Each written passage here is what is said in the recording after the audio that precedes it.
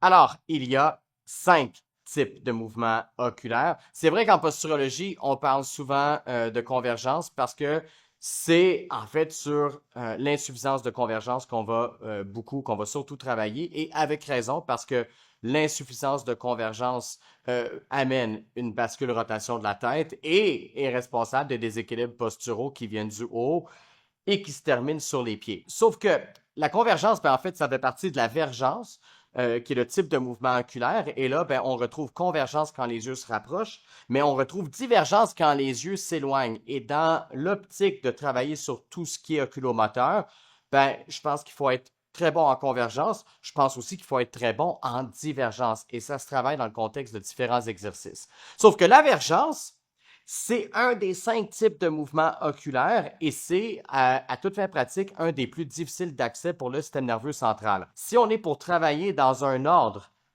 phylogénétique et ontogénétique, à savoir quels sont les types de mouvements oculaires les plus accessibles sur lesquels on peut travailler en premier, puis bâtir des compétences pour aller chercher les mouvements oculaires qui sont plus difficiles d'accès au niveau neuro, ben, les tout premiers, ce sont les mouvements réflexes non optiques. Et ça comprend les réflexes vestibulo-oculaires, ça comprend aussi l'optocinétique et l'annulation du fameux réflexe vestibulo-oculaire.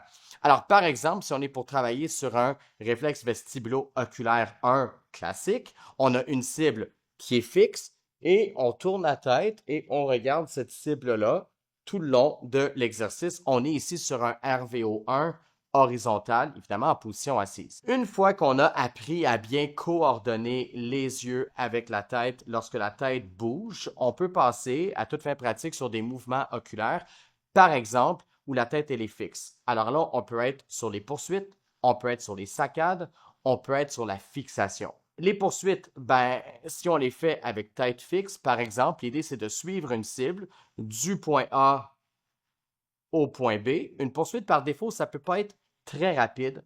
On est à peu près sur 130 degrés par seconde. Ceci dit, une poursuite, ça peut être faite avec la tête fixe. Ça peut aussi être fait avec la tête qui bouge. Classique, on travaille ça avec la tête qui est fixe. On a aussi accès à un mouvement oculaire qui s'appelle les fixations. Ben, les fixations, c'est de mettre les yeux sur une cible et de rester là 1, 2, peut-être 3 secondes.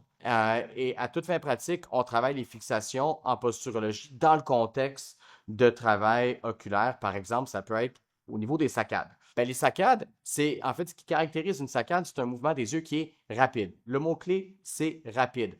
Et à ce moment-là, par exemple, si on fait des saccades horizontales, j'ai les 2 pouces à la hauteur des yeux, eh ben, je mets les yeux sur le pouce à gauche, je mets les yeux sur le pouce à droite et j'essaie de le faire le plus rapidement possible en parlant. Et à ce moment-là, ben, lorsque je mets les yeux sur une cible et que mes yeux bougent tellement vite entre les deux que je ne peux pas regarder avec détail ce qu'il y a entre les deux, on est sur une saccade. Et après ça, ben, une fois que j'ai mis les yeux sur la cible, je suis sur une fixation. Alors, c'est en gros un résumé des 5 types de mouvements oculaires.